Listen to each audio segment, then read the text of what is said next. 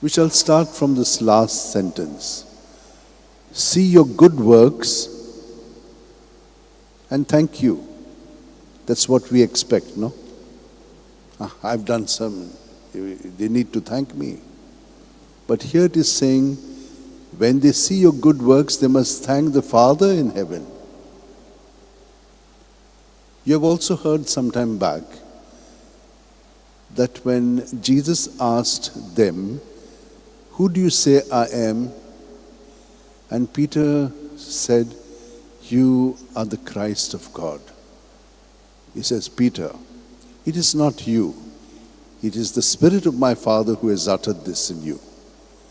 But later on, when Jesus said, I'm going to suffer horrendously in the hands of all these leaders, those who are in government and everyone, and I'll rise on the third day.